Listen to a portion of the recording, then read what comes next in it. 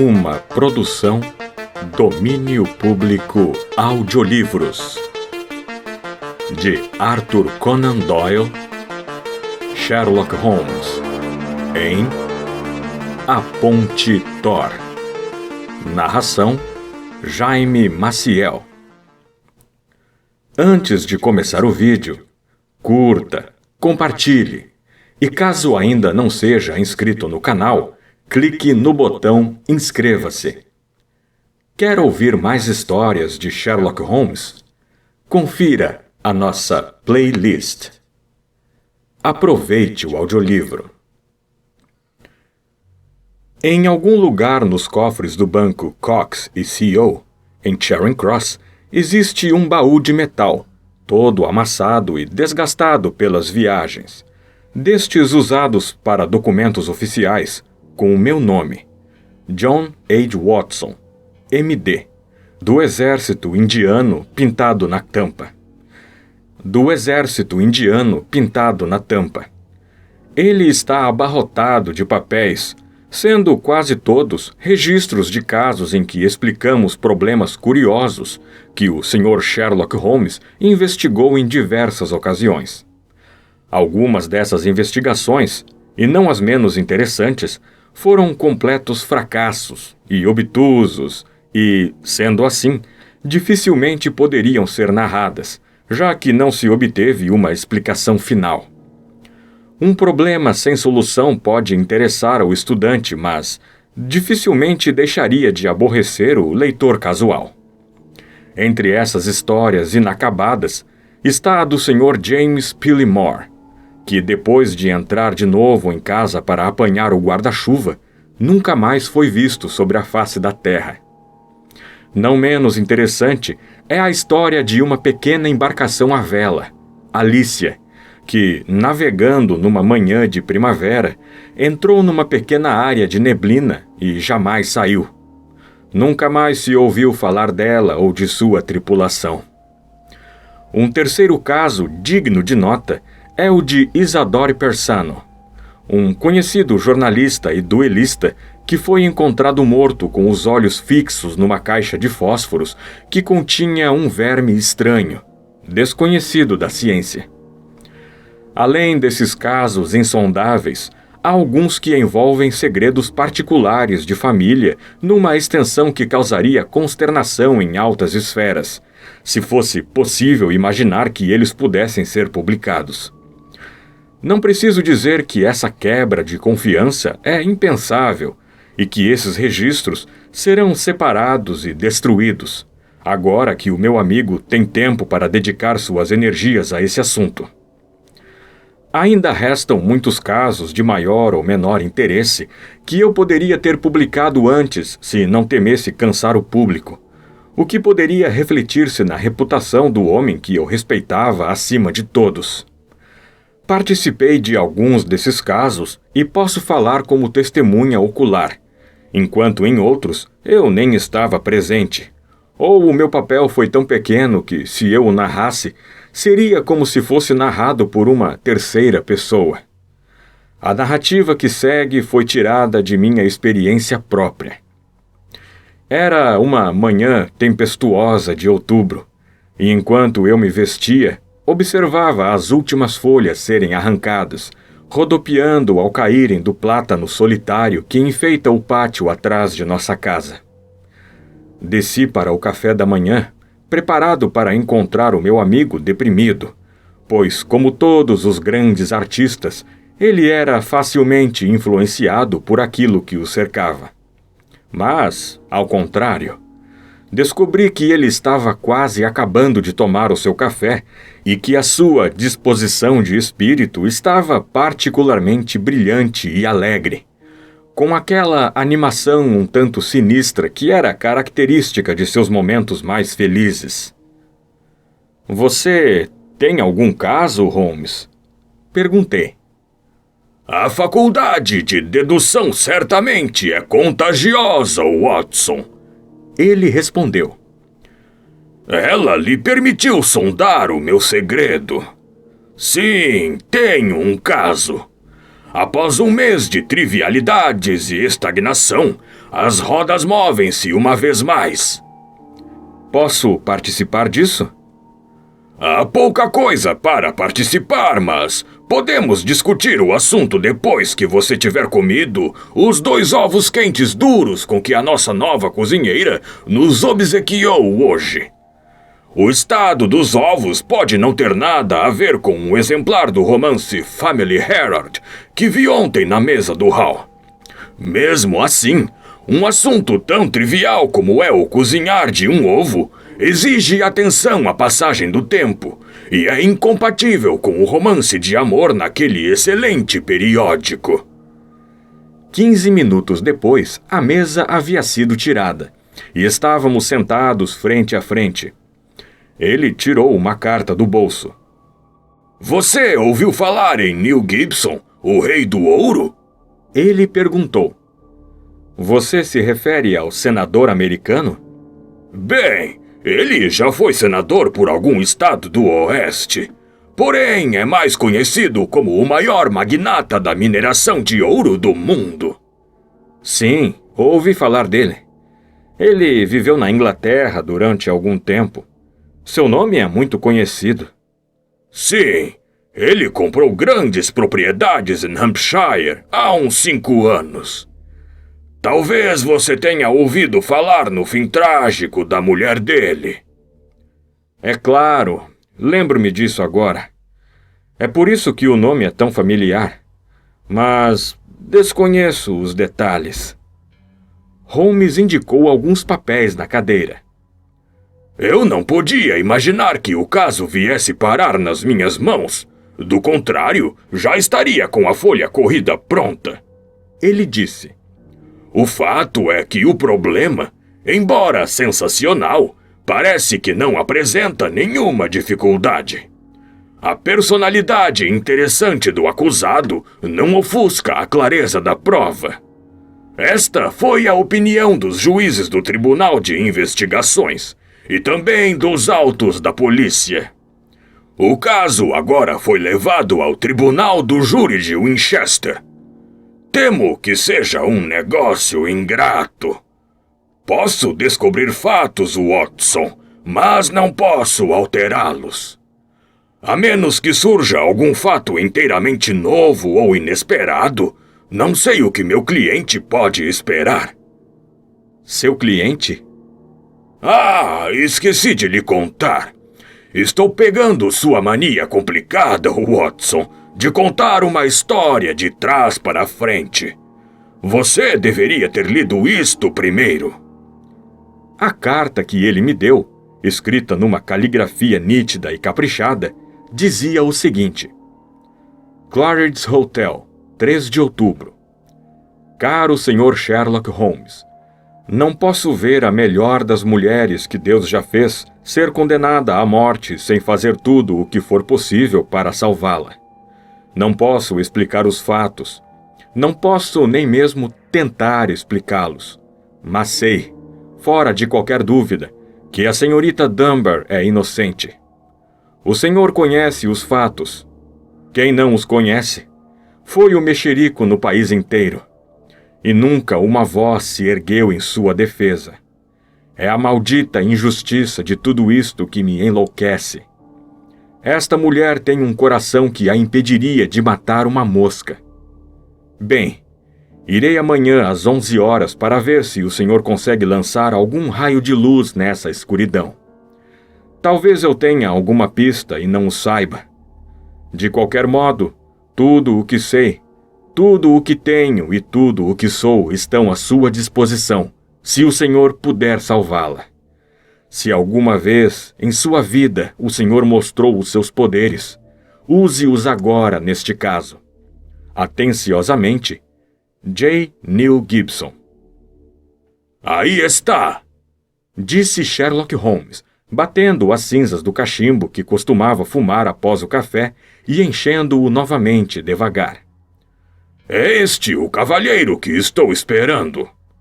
Quanto à história, você dificilmente teria tempo de absorver o conteúdo de todos estes papéis, de modo que preciso lhe contar tudo da maneira mais resumida possível, a fim de que possa examinar os autos de um modo inteligente. Este homem representa o maior poder financeiro do mundo, e pelo que sei, é um homem de um caráter violento e forte. Ele se casou com uma mulher, vítima desta tragédia, sobre a qual eu nada sei, exceto que ela já havia passado a juventude, o que era uma infelicidade, já que uma governanta muito atraente orientava a educação de seus filhos pequenos. Estas são as 3 pessoas envolvidas, e o cenário é uma magnífica e antiga casa senhorial, centro de uma herdade histórica inglesa. Então, vamos à tragédia.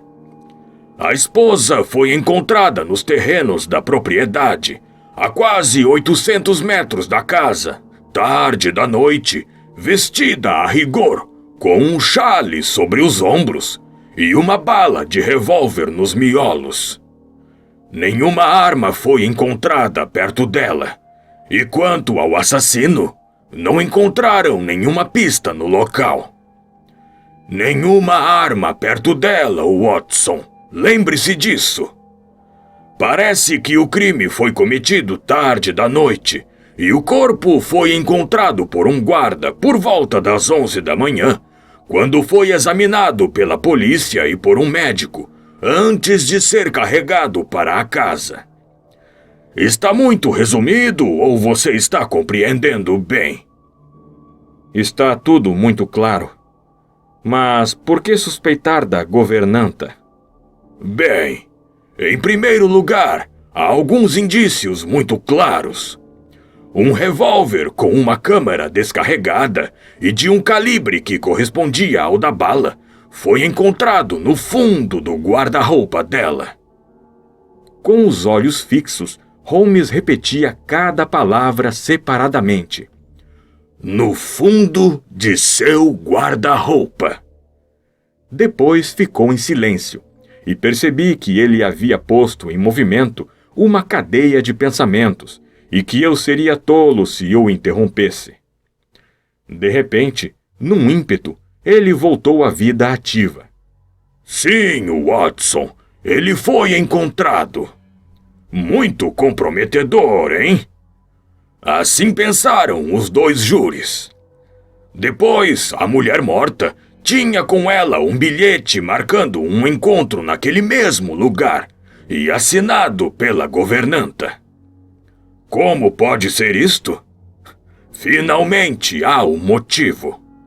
O senador Gibson é uma pessoa atraente. Se a mulher dele morre, quem estaria mais apta a sucedê-la do que a jovem que já tinha, de acordo com o que se dizia, recebido muitos obséquios de seu patrão? Amor, fortuna, poder, tudo dependia de uma vida na meia-idade. Vil, Watson, muito vil. Sim, de fato, Holmes. Ela também não conseguiu apresentar um álibi.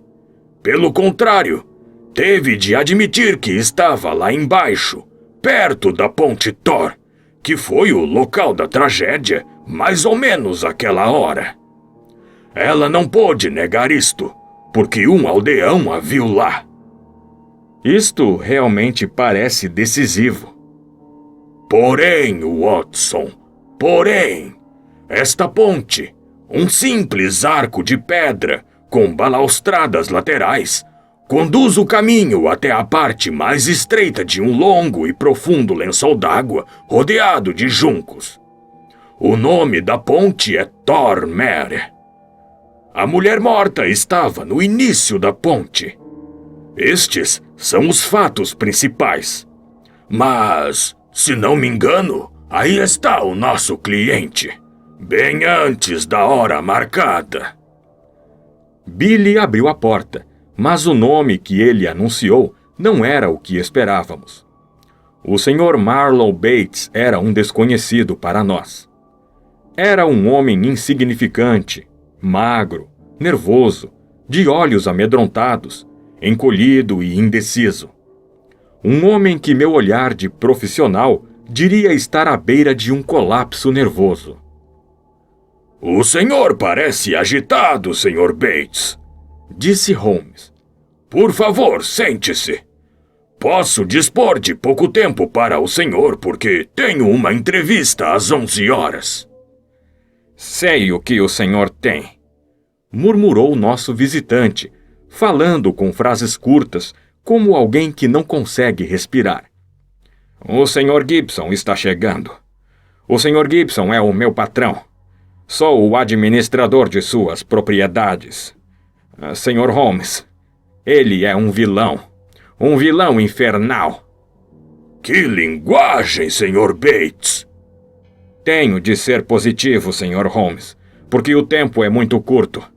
Eu não quero que ele me encontre aqui por coisa nenhuma deste mundo. Ele está para chegar, mas fiquei tão ocupado que não foi possível vir mais cedo. O secretário dele, Sr. Ferguson, somente me falou da entrevista dele com o senhor esta manhã.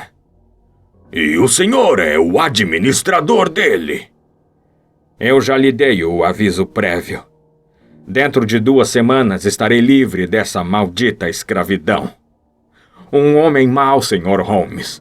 Mau com todos os que o cercam. Essas caridades públicas são como um biombo para encobrir todas as suas perversidades particulares. Mas sua esposa foi sua principal vítima. Ele era brutal com ela. Sim, senhor, brutal. Como ela morreu, eu não sei, mas tenho certeza de que ele infernizou a vida dela. Ela era uma mulher dos trópicos, brasileira de nascimento, como o senhor deve saber. Não, isto me havia escapado. Tropical de nascimento e tropical de natureza. Filha do sol e da paixão. Ela o amou como estas mulheres podem amar, mas quando os encantos físicos dela se acabaram, e disseram-me que, em outros tempos, eles eram muitos, não houve nada que o refreasse. Todos nós gostávamos dela. Tínhamos pena dela e o odiávamos pela maneira como a tratava. Mas ele é traiçoeiro e astucioso. Isto é tudo o que tenho a dizer-lhe. Não o julgue pelas aparências. Há mais coisas por trás. Agora vou embora. Não me impeça de sair. Ele está quase chegando. Olhando assustado para o relógio, nosso estranho visitante literalmente correu para a porta e desapareceu. Ora, disse Holmes após uma pausa. O Sr. Gibson parece ter uma criadagem muito leal. Mas a informação é útil. E agora, só podemos esperar até que o homem apareça. Exatamente na hora marcada, ouvimos passos pesados na escada, e o famoso milionário entrou na sala. Assim que o vi, compreendi não só os temores e a antipatia do seu administrador, como também as maldições que tantos rivais dos negócios haviam acumulado sobre a sua cabeça. Se eu fosse um escultor e desejasse idealizar um homem de negócios bem-sucedido, com nervos de aço e uma total falta de consciência, eu escolheria o Sr. Neil Gibson como modelo. Sua figura alta, magra e astuta sugeria ganância e voracidade. Um Abraham Lincoln ligado às coisas vis e não às coisas superiores daria uma ideia desse homem. Seu rosto podia ter sido cinzelado em granito, insensível, ambicioso, desumano, com sulcos profundos, as cicatrizes de muitas crises. Olhos cinzentos, frios e maliciosos, sob as sobrancelhas hirsutas, examinaram cada um de nós. Quando Holmes mencionou meu nome, ele me cumprimentou com a cabeça como se não tivesse obrigação de o fazer. E depois, com um jeito altivo e um ar de poder, puxou uma cadeira para perto do meu amigo e sentou-se com os joelhos quase se tocando. Deixe-me dizer-lhe de uma vez, Sr. Holmes. Ele começou, que para mim, neste caso, o dinheiro nada significa. O senhor pode queimá-lo se isto ajudar a esclarecer a verdade. Esta mulher é inocente e precisa ser absolvida. E depende do senhor conseguir isto. Faça o seu preço. Meus honorários profissionais estão baseados numa escala fixa, disse Holmes friamente. Eu não os altero, a não ser quando os perdoo por completo. Bem, se os dólares não fazem diferença, pense na sua reputação. Se o senhor conseguir isto, todos os jornais da Inglaterra e da América irão elogiá-lo. O senhor será assunto em 2 continentes. Obrigado, Sr. Gibson. Eu não acho que esteja precisando de promoção. O senhor pode ficar surpreso ao saber que prefiro trabalhar anonimamente e que é o problema em si que me atrai. Mas estamos perdendo tempo. Vamos aos fatos. Acho que o senhor encontrará os fatos principais nos jornais. Não sei se poderia acrescentar alguma coisa que o ajudasse, mas se o senhor quiser maiores esclarecimentos a respeito de alguma coisa, bem, estou aqui para dá-los. Bem, há somente um detalhe. Qual?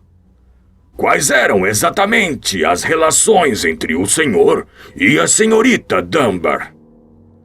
O Rei do Ouro estremeceu violentamente e ergueu-se um pouco na cadeira. Depois, recuperou a serenidade. Acredito que o senhor esteja em seu direito e talvez cumprindo o seu dever, fazendo-me esta pergunta, Sr. Holmes. Vamos concordar com esta hipótese, disse Holmes. Então, posso garantir-lhe que nossas relações foram sempre e apenas as de um patrão com uma jovem com quem ele nunca conversava, a não ser quando ela estava em companhia dos filhos dele. Holmes levantou-se de sua cadeira. Sou um homem muito ocupado, Sr. Gibson, ele disse, e não tenho tempo nem gosto por conversas sem objetivo. Desejo-lhe um bom dia. Nosso visitante também se levantara, e sua figura grande e desembaraçada sobressaiu-se acima de Holmes. Havia um brilho de ódio sob aquelas sobrancelhas eriçadas e um pouco de cor em suas faces cavadas. Que diabo o senhor quer dizer com isso, Sr. Holmes? O senhor recusa o meu caso? Bem, Sr. Gibson, pelo menos eu o estou mandando embora. Pensei que estivesse sendo claro. Suficientemente claro. Mas o que há por trás disso? Está querendo aumentar o preço ou com medo de enfrentar o problema ou o quê? Tenho o direito a uma resposta franca. Bem, talvez tenha, disse Holmes. Vou dar-lhe esta resposta. Este caso já é suficientemente complicado para se começar, sem as dificuldades adicionais de informações falsas. O senhor está querendo dizer que eu menti? Bem, eu estava tentando dizer isso da maneira mais delicada possível, mas se o senhor insiste nessa palavra, não vou contradizê-lo. Levantei-me de um salto, pois a expressão no rosto do milionário era satânica em sua intensidade, e ele erguera o punho de um jeito ameaçador. Holmes sorriu languidamente e esticou a mão para pegar seu cachimbo. Não seja barulhento, Sr. Gibson. Sei que após o café da manhã, até a menor discussão é perturbadora. Acho que um passeio no ar da manhã e uma reflexão tranquila serão muito benéficos para o senhor. Com esforço, o Rei do Ouro controlou sua fúria. Só pude admirá-lo, pois com um supremo domínio sobre si mesmo, ele havia, em 1 minuto, passado do ódio inflamado à indiferença fria e desdenhosa. Bem, é a sua opção. Suponho que o senhor saiba dirigir seus próprios negócios. Não posso fazê-lo tratar do caso contra a sua vontade. Esta manhã o senhor não fez nenhum bem a si mesmo, Sr. Holmes, pois eu já venci homens mais fortes do que o senhor. Nenhum homem jamais se opôs a mim e levou a melhor. Muitos disseram isto, e mesmo assim estou aqui, disse Holmes sorrindo. Bem, bom dia, Sr. Gibson. O senhor ainda tem muito o que aprender.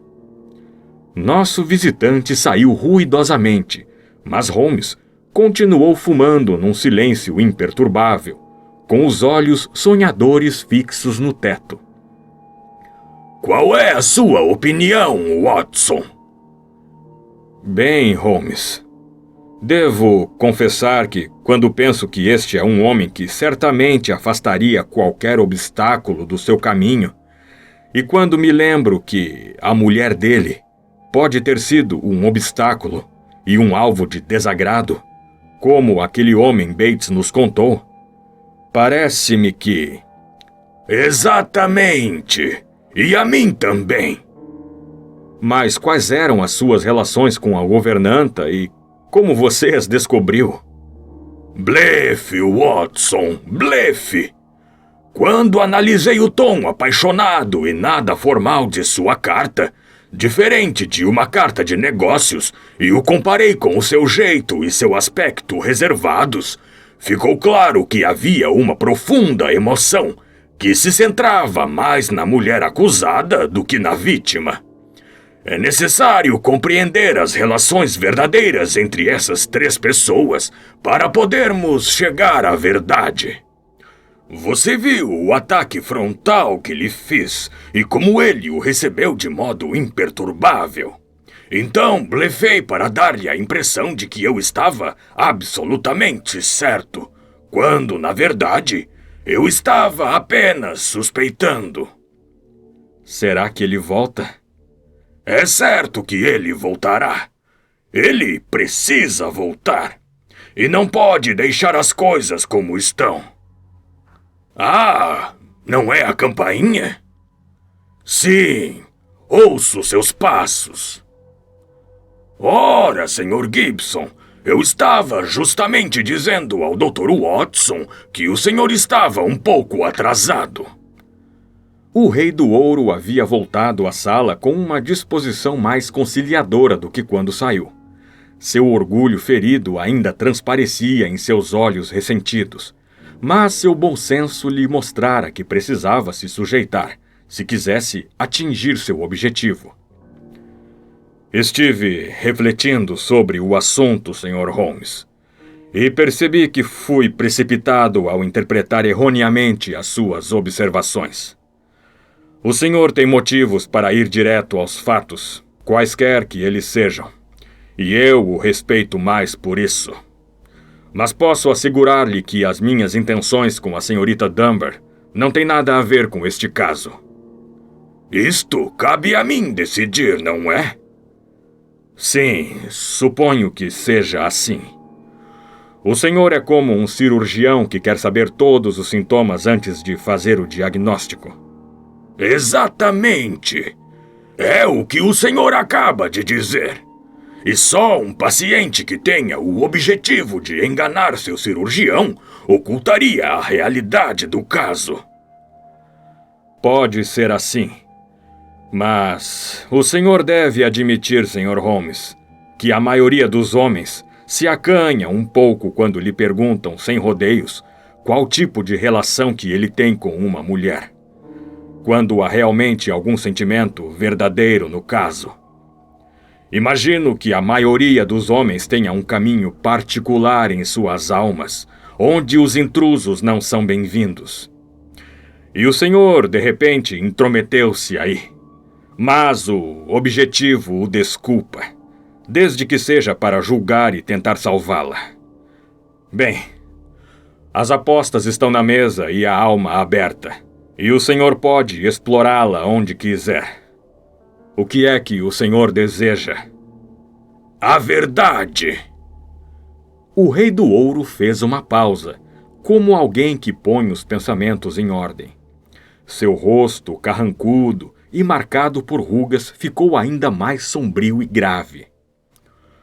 Posso resumi-la em poucas palavras, Sr. Holmes. Ele disse finalmente. Há algumas coisas dolorosas e também difíceis de dizer, de maneira que não irei me aprofundar mais do que o necessário. Conheci minha mulher quando estive no Brasil à procura de ouro. Maria Pinto era filha de um funcionário do governo em Manaus e era muito bonita. Naquela época eu era jovem e ardente, mas mesmo agora, quando olho para trás com o sangue mais frio e o olhar mais crítico, posso ver que sua beleza era rara e maravilhosa. Tinha também uma natureza profundamente rica, apaixonada, dedicada, tropical, impulsiva, muito diferente das mulheres americanas que eu havia conhecido. Bem, para encurtar a história, fiquei apaixonado e casei-me com ela.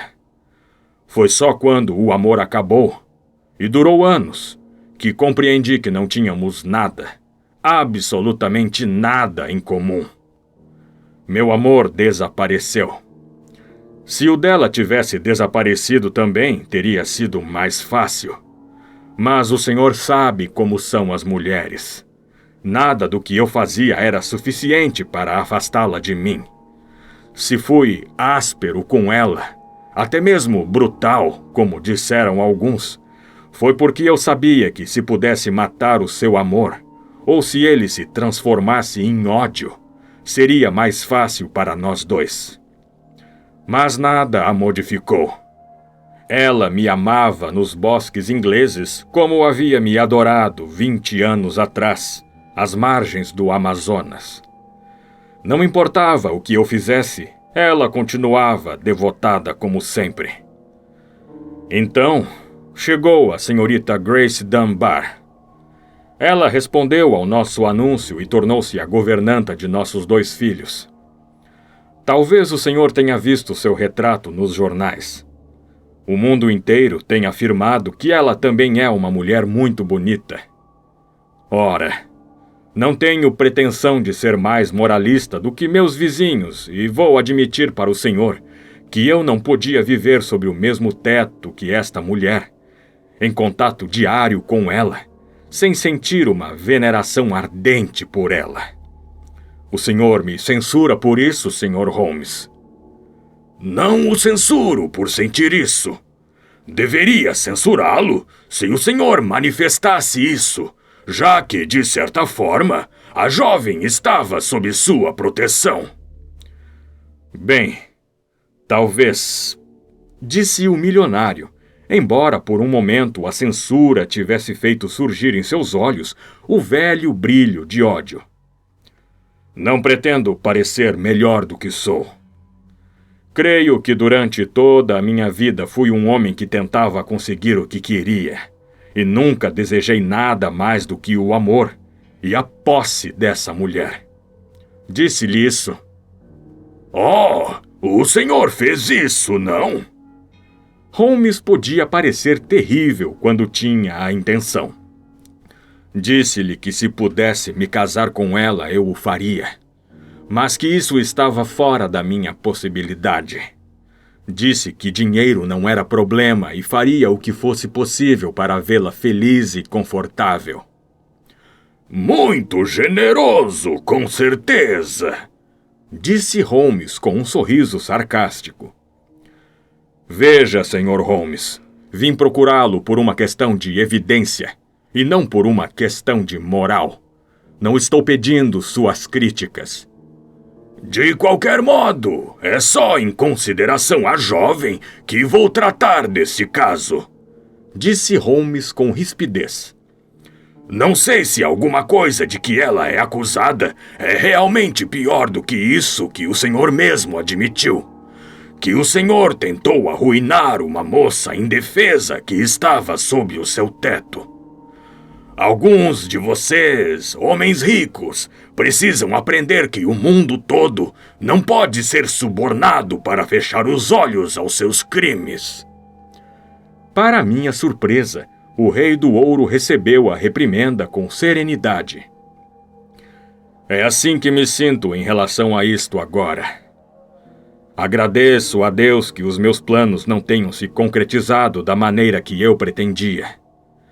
Ela não aceitou nada que eu propus e quis deixar a casa imediatamente. Por que não o fez? Bem, em primeiro lugar, outras pessoas dependiam dela. E não era fácil para ela deixá-las em dificuldades, sacrificando suas vidas.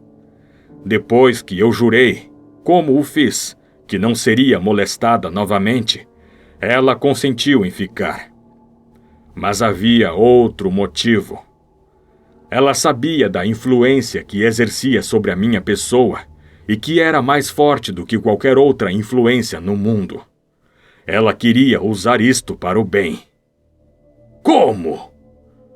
Bem, ela sabia alguma coisa a respeito de meus negócios. Eles são vastos, Sr. Holmes, muito além daquilo que o homem comum poderia imaginar. Posso construir ou destruir, e geralmente destruo. E não somente pessoas. Foram comunidades, cidades, até nações.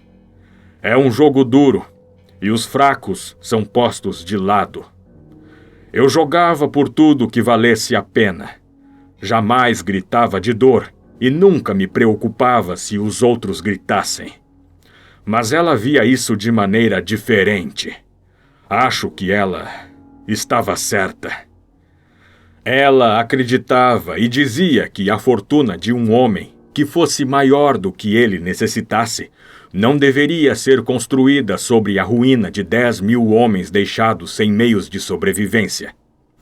Era assim que ela pensava, e creio que ela podia ver além dos dólares e se preocupava com alguma coisa mais duradoura. Ela descobriu que eu ouvia o que ela dizia e acreditava que estava servindo ao mundo, influenciando minhas ações. De modo que ela ficou. E foi então que tudo aconteceu. O senhor pode esclarecer isto? O Rei do Ouro fez uma pausa de 1 minuto, mais ou menos, a cabeça entre as mãos, perdido em pensamentos. Está tudo contra ela. Não posso negar isto. As mulheres têm uma vida interior e podem fazer coisas que fogem ao julgamento de um homem. A princípio, eu estava tão confuso e perplexo que cheguei a pensar que ela tivesse se conduzido de maneira excepcional e contrária à sua natureza. Ocorreu-me uma possível explicação. Vou dizer-lhe qual foi, Sr. Holmes, pelo que ela vale. Não há dúvida de que minha esposa era terrivelmente ciumenta. Existe um ciúme da alma que pode ser tão furioso quanto qualquer ciúme do corpo. E embora minha mulher não tivesse motivo, acho que sabia disso. Para este último, ela percebia que esta moça inglesa exercia sobre a minha mente e minhas ações uma influência que ela nunca teve. Era uma influência para o bem, mas isto não melhorava a situação. Ela estava louca de ódio, e o calor da Amazônia estava sempre em seu sangue. Ela pode ter planejado assassinar a senhorita Dunbar, ou diríamos, ameaçá-la com uma arma, e assim amedrontá-la para que fosse embora. Então pode ter havido uma altercação, e a arma disparou e feriu a mulher que a segurava. Esta possibilidade já me ocorreu, disse Holmes. De fato, é a única alternativa óbvia para assassinato premeditado. Mas ela negou isto terminantemente. Ora, isto não é definitivo, é? Pode compreender que uma mulher colocada em uma situação tão terrível tivesse corrido para casa e no seu atordoamento continuasse segurando o revólver. Ela poderia até mesmo tê-lo jogado no meio de suas roupas sem saber direito o que estava fazendo. E quando a arma fosse encontrada, ela poderia tentar esconder seu envolvimento com uma negativa total, já que toda a explicação era impossível. O que há contra esta hipótese? A própria senhorita Dunbar. Bem, talvez. Holmes olhou para o relógio. Tenho certeza de que conseguiremos as autorizações necessárias esta manhã e poderemos chegar a Winchester no trem da tarde. Quando eu tiver me avistado com essa jovem, é bem possível que eu venha a ser mais útil para o senhor no caso. Embora eu não possa prometer que minhas conclusões serão necessariamente as que o senhor deseja. Houve uma certa demora na obtenção do passe oficial, e em vez de chegarmos a Winchester naquele dia, fomos até Tor Place, a propriedade do Sr. Neil Gibson em Hampshire.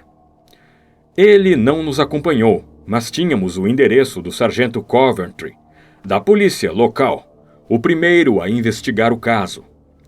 Era um homem alto, magro, cadavérico, com um jeito reservado e misterioso, o que fazia supor que ele soubesse ou suspeitasse de muito mais do que se atrevia a dizer. Ele também usava um truque, o de baixar de repente a voz até um sussurro, como se tivesse descoberto algo de importância vital, embora a informação geralmente fosse sem importância. Por trás desses truques, ele logo demonstrou ser um sujeito decente e honesto, que não era orgulhoso demais para admitir que estava longe do seu elemento e que receberia de bom grado qualquer ajuda. De qualquer modo, prefiro o senhor a Scotland Yard, Sr. Holmes. Ele disse: se a Scotland Yard é chamada para investigar um caso, então a polícia local perde todo o mérito pelo sucesso e pode ser censurada por falhar. Já o senhor, tenho ouvido dizer que joga limpo.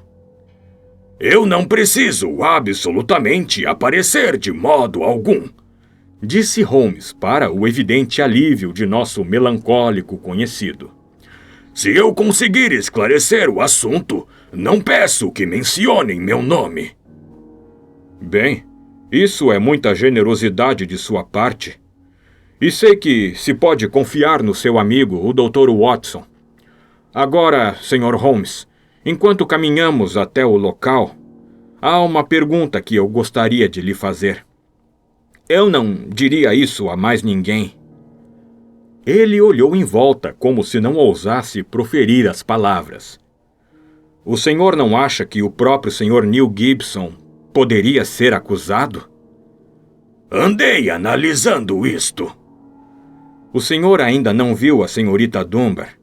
É uma mulher maravilhosa e admirável em todos os aspectos. Ele pode ter desejado que a sua mulher saísse do caminho. E esses americanos são mais rápidos com pistolas do que a nossa gente daqui. Foi a pistola dele, o senhor sabe. Isto ficou totalmente comprovado? Sim, senhor. Foi uma pistola de um par que ele tinha. Uma de um par? Onde está a outra? Bem, o cavalheiro tem uma grande quantidade de armas de fogo de vários tipos. Nós nunca fizemos uma comparação exata daquela pistola em particular, mas a caixa foi feita para duas. Se é uma de um par, vocês com certeza teriam condições de compará-las. Bem, estão todas lá na casa se o senhor quiser examiná-las. Mais tarde, talvez. Acho melhor darmos uma espiada no local da tragédia. Esta conversa teve lugar na pequena sala da frente do chalé humilde do sargento Coventry, que servia de delegacia de polícia. Uma caminhada de mais ou menos 800 metros por um capinzal varrido pelo vento em tons de ouro e bronze, com as samambaias definhando devido ao outono, levou-nos a um portão lateral que dava no terreno da herdade Thor Place. Uma trilha conduziu-nos através de reservas de fazões, e depois, de uma clareira, avistamos a ampla casa de estilo metade Tudor e metade georgiano, no alto da colina. Perto de nós, havia um lago comprido repleto de juncos, estreito no centro, onde passava o principal caminho de carruagens sobre uma ponte de pedras, mas crescendo e transformando-se de cada lado em pequenos lagos. Nosso guia parou na entrada da ponte e apontou para o chão. Era aqui que estava o corpo da senhora Gibson. Usei aquela pedra como ponto de referência. Então o senhor esteve no local antes que o corpo fosse removido? Sim. Mandaram-me chamar imediatamente. Quem o chamou? O próprio Sr. Gibson. Quando foi dado o alarme, saiu correndo da casa com outras pessoas e insistiu que nada fosse removido até que a polícia chegasse. Isto foi sensato. Fiquei sabendo pelas reportagens dos jornais que o tiro foi dado de perto. Sim, senhor, de muito perto. Perto da fronte dianteira? Bem atrás dela, senhor. Em que posição estava o corpo? De costas, senhor. Nenhum vestígio de luta. Nenhuma pegada, nenhuma arma. O bilhete da senhorita Dunbar estava preso na mão esquerda. Preso, diz você? Sim, senhor. Tivemos muita dificuldade para conseguir abrir os dedos. Isto é muito importante. Excluí a ideia de que alguém pudesse ter colocado o bilhete ali depois da morte, a fim de fornecer uma pista falsa. Deus meu, o bilhete, como me recordo, era muito curto. Estarei na ponte Thor às 9 da noite. G. Dunbar. Não foi assim? Sim, senhor. A senhorita Dunbar admitiu que escreveu o bilhete? Sim, senhor. Qual foi sua explicação? Sua defesa foi reservada para o tribunal. Ela não quis dizer nada. O problema é bem interessante. A questão da carta é muito misteriosa, não é? Bem, senhor, disse o guia. Parecia, se é que eu posso me atrever a afirmar isso, o único ponto claro em todo o caso. Holmes sacudiu a cabeça. Suponho que a carta seja autêntica e que tenha realmente sido escrita. Com toda certeza foi recebida algum tempo antes, digamos 1 ou 2 horas. Então, por que esta senhora ainda estava com ela na mão esquerda? Por que a levava com tanto cuidado? Ela não tinha necessidade de referir-se à carta durante o encontro. Isto não parece estranho? Bem, senhor, da maneira como o senhor fala, talvez pareça. Gostaria de ficar sentado tranquilamente durante alguns minutos e refletir sobre os fatos. Ele sentou-se sobre a borda de pedra da ponte, e eu pude ver os seus vivos olhos cinzentos, observando as áreas em volta. De repente, ele se levantou e correu em direção ao parapeito do lado oposto. Tirou rapidamente sua lente do bolso e começou a examinar os relevos das pedras. Isto é curioso, ele disse. Sim, senhor, vimos a lasca de pedra na borda. Suponho que tenha sido feita por algum transeunte. A borda da pedra era cinzenta, mas neste ponto estava branca num espaço não maior que uma moeda. Quando examinada de perto, notava-se que a superfície estava lascada, como se tivesse sido golpeada por algo afiado. Foi preciso certa violência para fazer isto, disse Holmes pensativo.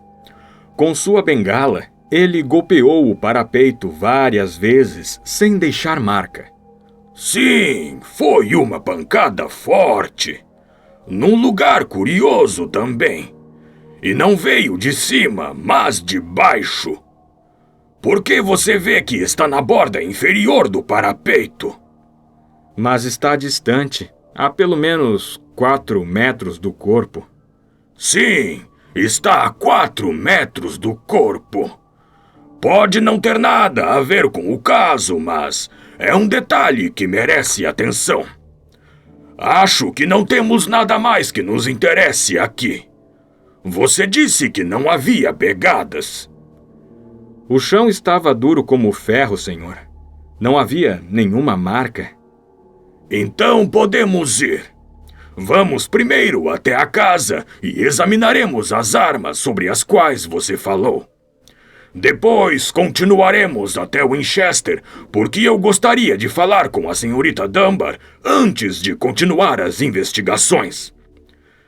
O senhor Neil Gibson ainda não voltara da cidade, mas vimos na casa o neurótico Sr. Bates, que nos visitara pela manhã. Ele nos mostrou com um prazer sinistro a formidável coleção de armas de fogo de vários formatos e tamanhos que o seu patrão havia acumulado ao longo de uma vida de aventuras. O Sr. Gibson tem seus inimigos, como qualquer pessoa que o conheça e conheça seus métodos poderia imaginar. Ele disse. Ele dorme com um revólver carregado na gaveta ao lado da cama. É um homem violento, senhor, e há ocasiões em que todos nós temos medo dele. Tenho certeza que a pobre senhora que morreu vivia aterrorizada. O senhor alguma vez testemunhou violências físicas contra ela? Não posso dizer isto. Mas ouvi palavras que eram quase tão perversas. Palavras de desprezo, frio e mordaz, até mesmo diante dos criados. Nosso milionário não parece se distinguir na sua vida particular, observou Holmes enquanto caminhávamos para a estação. Bem, Watson, fizemos progressos com muitos fatos concretos, alguns deles novos, mas mesmo assim, parece que estou longe de chegar a uma conclusão. Apesar da antipatia evidente que o Sr. Bates sente por seu patrão, obtive dele a informação de que, quando o alarme tocou, ele estava sem dúvida na sua biblioteca. O jantar acabou às 20h30 e até aí tudo estava normal. É verdade que o alarme foi dado um pouco tarde, à noite, mas a tragédia com certeza ocorreu por volta da hora mencionada no bilhete. Não há absolutamente qualquer prova de que o Sr. Gibson tenha estado fora de casa desde o seu retorno da cidade às 17 horas. Por outro lado, a senhorita Dunbar, segundo entendi, admite que marcou um encontro com a senhora Gibson na ponte. Ela não diz nada além disso, já que seu advogado aconselhou-a a deixar sua defesa para ser feita no tribunal. Temos muitas perguntas essenciais para fazer a esta jovem, e não ficarei tranquilo enquanto não falar com ela. Reconheço que as suspeitas contra ela me pareceriam muito fortes se não fosse por uma coisa. E que coisa é essa, Holmes? A descoberta da pistola no armário. Valha-me Deus, Holmes! Gritei. Este me parece o mais comprometedor de todos os fatos. Não tanto, Watson. Isto me impressionou, mesmo durante meu primeiro estudo rotineiro, por ser muito estranho. E agora que estou em contato mais direto com o caso, é minha única base sólida para a esperança. Precisamos procurar coerência. Onde houver carência disto, devemos suspeitar de fraude. Eu não estou entendendo. Bem, Watson, suponha por um momento que nós o visualizamos na figura de uma mulher, que, de maneira fria e premeditada, está prestes a se livrar de uma rival. Você planejou isto. Um bilhete foi escrito. A vítima apareceu. Você tem a sua arma. O crime é consumado. O crime foi perfeito e completo. Você acha possível que, após executar algo tão astucioso, você arruinaria sua reputação de criminoso, esquecendo-se de jogar sua arma naqueles canteiros de juncos ao lado, que a esconderiam para sempre, e você precisaria levá-la com cuidado para casa e guardá-la em seu próprio armário, o primeiro lugar em que seria procurada? Seus melhores amigos dificilmente o considerariam um bom planejador, Watson. E mesmo assim, eu não conseguiria imaginá-lo fazendo algo tão grosseiro como isto. Na emoção do momento... Não, Watson. Não vou admitir que isto seja possível. Quando um crime é friamente premeditado, os meios de encobri-lo também são friamente premeditados. Espero, portanto, que estejamos diante de um grave engano. Mas há muita coisa para ser explicada. Bem, vamos começar a explicar. Quando você muda uma vez seu ponto de vista, a mesma prova que condenava transforma-se em pista para se chegar à verdade. Por exemplo, há o revólver. A senhorita Dunbar nega o conhecimento da arma. Em nossa nova hipótese, ela está dizendo a verdade quando afirma isso. Portanto, ela foi colocada em seu guarda-roupa. Quem a colocou lá? Alguém que queria incriminá-la. Não seria essa pessoa o verdadeiro criminoso? Você vê que chegamos agora a uma linha de investigação mais promissora. Fomos obrigados a passar a noite em Winchester, porque as formalidades ainda não haviam sido concluídas, mas na manhã seguinte, em companhia do Sr. Joyce Cummins, o advogado que estava encarregado da defesa, foi-nos permitido ver a jovem dama em sua cela. Eu esperava, por tudo que ouvira, encontrar uma mulher bonita, mas nunca esquecerei a impressão que a senhorita Dunbar me causou. Não é de admirar que mesmo o altivo milionário tivesse encontrado nela alguma coisa mais poderosa do que ele mesmo. Alguma coisa que podia controlá-lo e guiá-lo.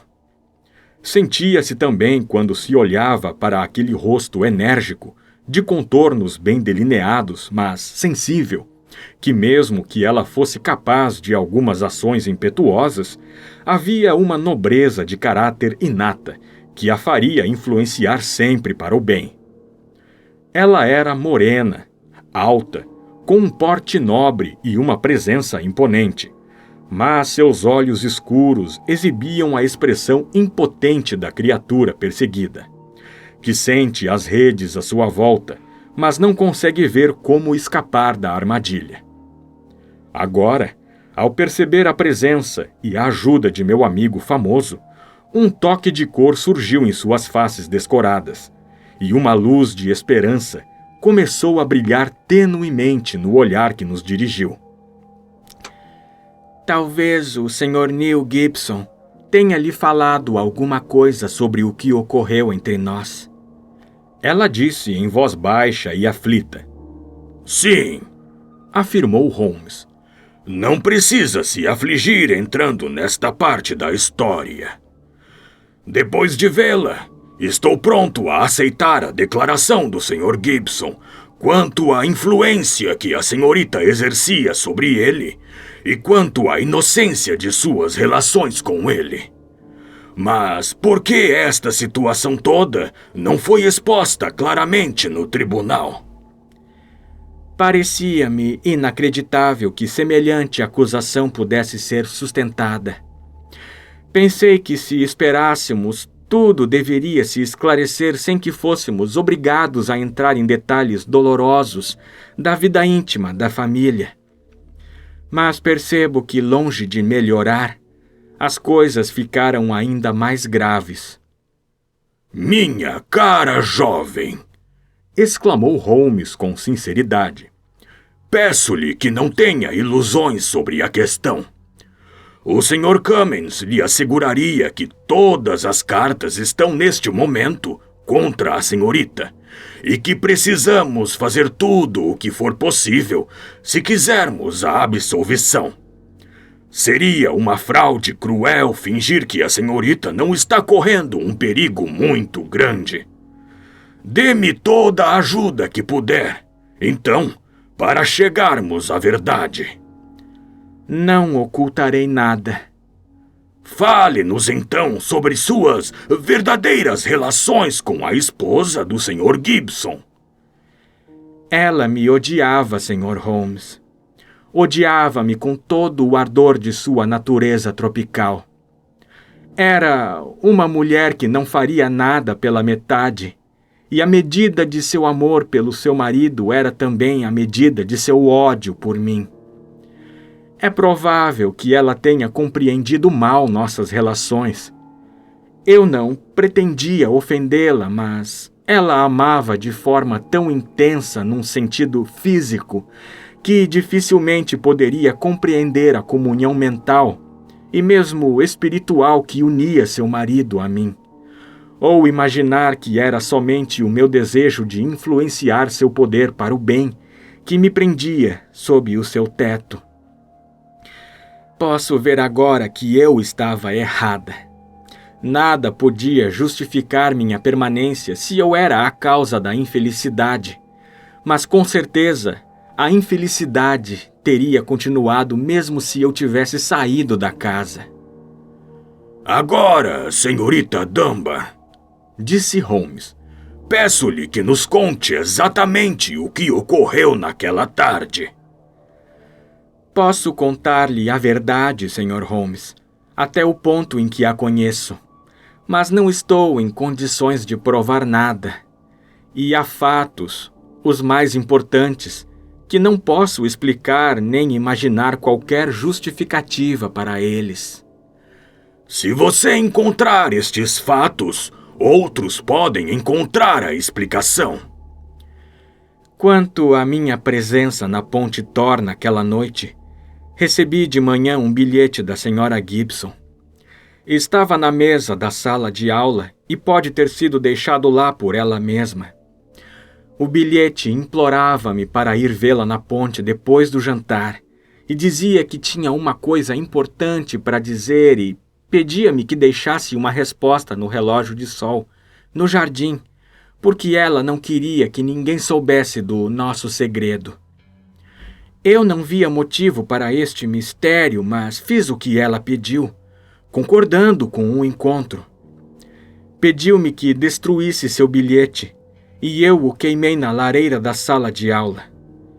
Tinha muito medo do marido, que a tratava com uma severidade pela qual eu frequentemente o repreendia, e só podia imaginar que ela agia dessa maneira porque não queria que ele soubesse da nossa conversa. Mas ela guardou sua resposta com muito cuidado. Sim. Fiquei surpresa ao saber que ela estava com o bilhete na mão quando morreu. Bem, então, o que foi que aconteceu? Fui ao seu encontro como havia prometido. Quando cheguei à ponte, ela estava me esperando. Até aquele momento eu não tinha percebido como aquela pobre criatura me odiava. Ela parecia uma louca. Penso mesmo que ela era uma mulher louca, louca de maneira sutil, com aquela desilusão profunda que as pessoas loucas podem sentir. Podia mesmo me encontrar todos os dias com um jeito despreocupado, e mesmo assim, nutrir por mim em seu coração uma raiva tão grande. Não vou repetir o que ela disse. Ela despejou toda a sua fúria selvagem com palavras ardentes e terríveis. Eu nem ao menos respondi. Não consegui. Foi terrível vê-la. Pus as mãos nos ouvidos e saí correndo. Quando fui embora, ela estava em pé na entrada da ponte, ainda gritando suas maldições para mim. No mesmo lugar em que foi encontrada depois? A alguns metros do local.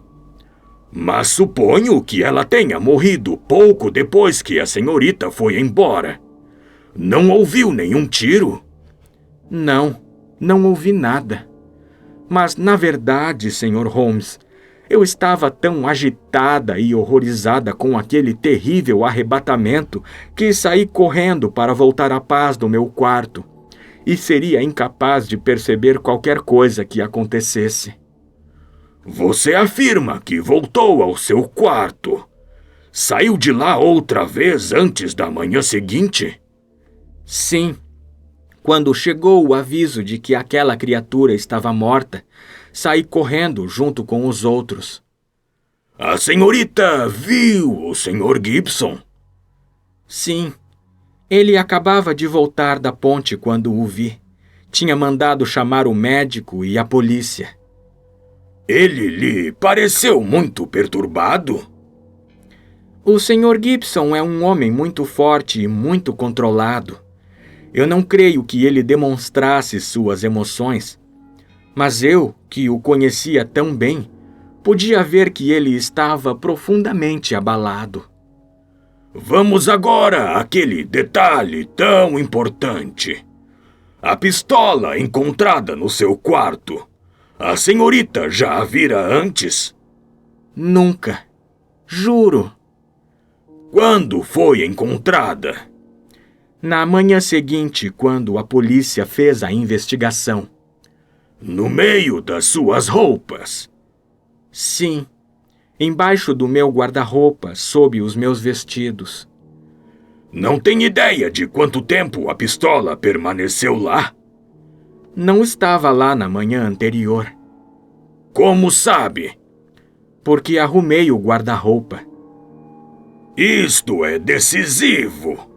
Então, alguém entrou em seu quarto e colocou lá a pistola a fim de incriminá-la. Deve ter sido isso. E quando? Só poderia ter sido na hora das refeições ou nas horas em que eu estava na sala de aula com as crianças. Como na hora em que recebeu o bilhete? Sim, daquele momento em diante, durante toda a manhã. Obrigado, senhorita Dunbar. Há algum outro detalhe que possa me ajudar na investigação? Não consigo me lembrar de mais nenhum. Havia sinal de violência na borda da ponte. A pedra fora lascada recentemente, bem do lado oposto ao corpo. A senhorita teria alguma explicação para isso? Deve ser mera coincidência. Curioso, senhorita Dunbar, muito curioso. Por que isto haveria de surgir na mesma ocasião da tragédia?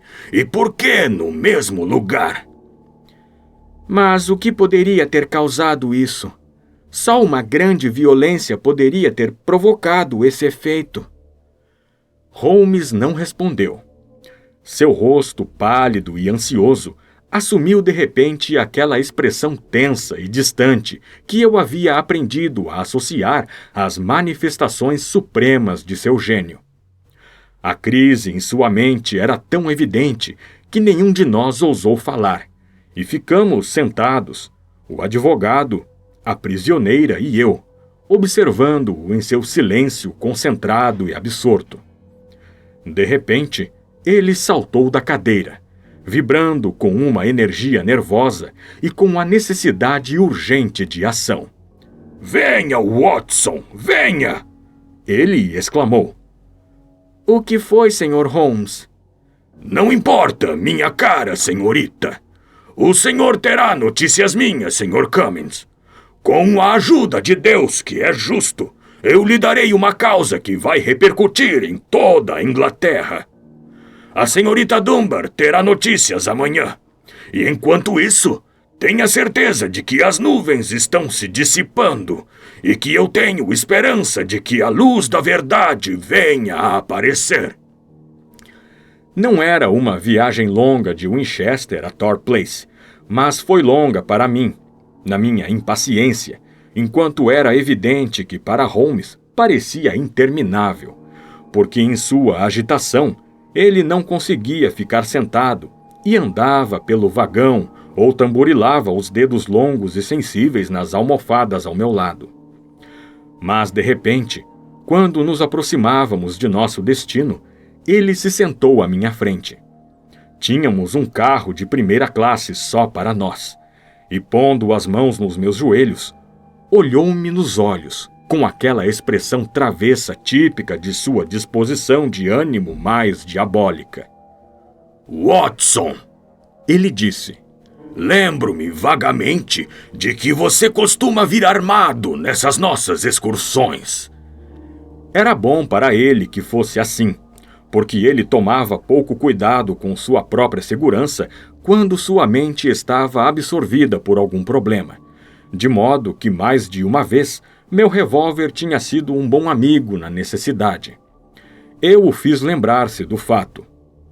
Sim, neste sentido sou um pouco distraído. Mas você está com o revólver? Tirei o revólver do bolso traseiro.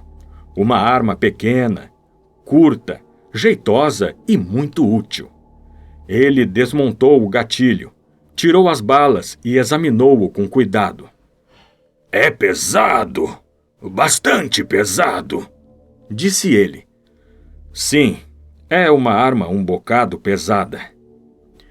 Ele se concentrou nela durante 1 minuto. Você sabe, Watson, ele disse.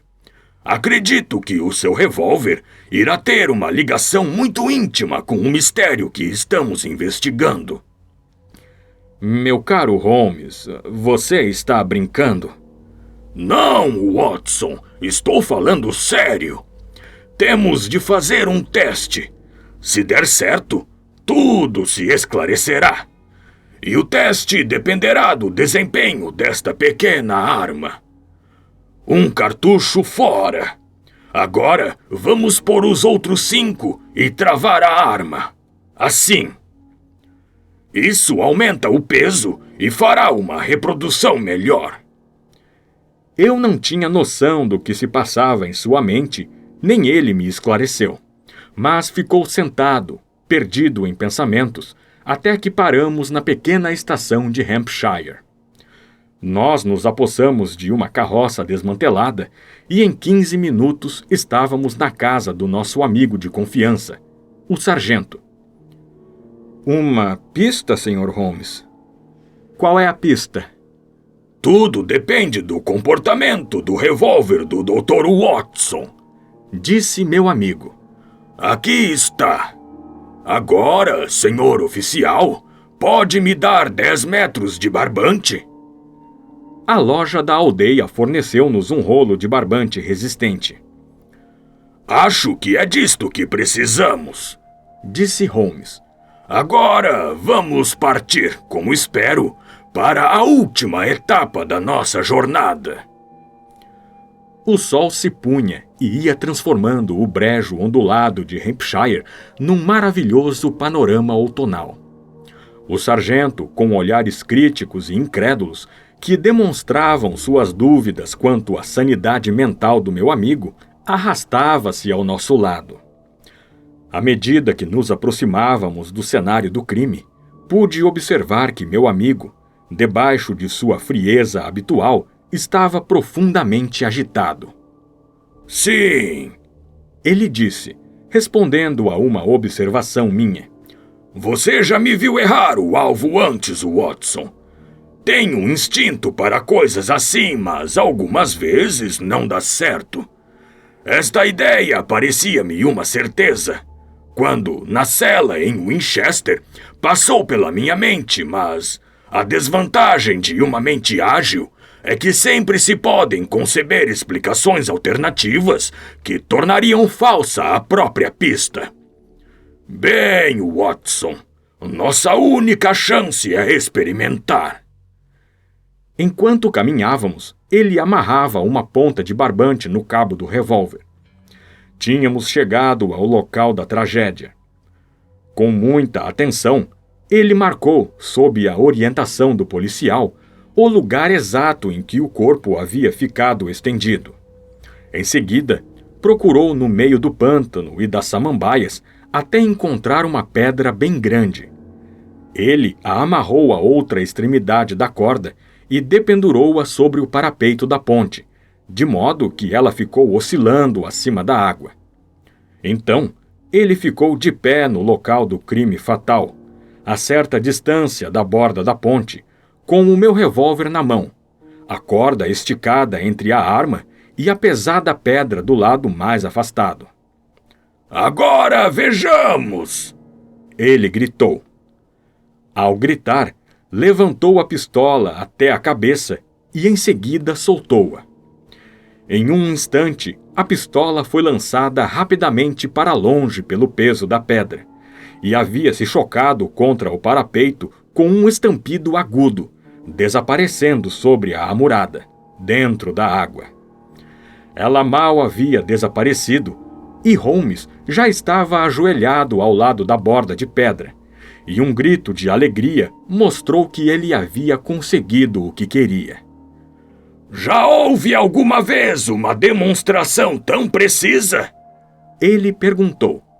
Veja, Watson, seu revólver solucionou o problema. Enquanto falava, mostrou uma segunda lasca de pedra, do mesmo tamanho e formato da primeira, que havia aparecido sobre a borda inferior da balaustrada de pedra. Ficaremos esta noite na hospedaria. Ele continuou, enquanto se levantava e encarava o perplexo sargento. Naturalmente, o senhor vai conseguir um anzol e recuperar sem dificuldade o revólver do meu amigo.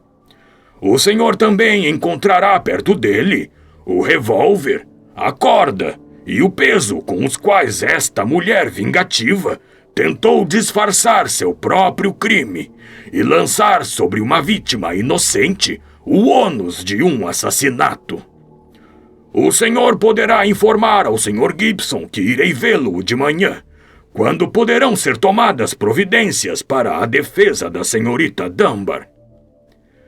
Naquela noite, enquanto estávamos sentados, fumando nossos cachimbos na hospedaria da aldeia, Holmes fez uma rápida revisão do que havia acontecido.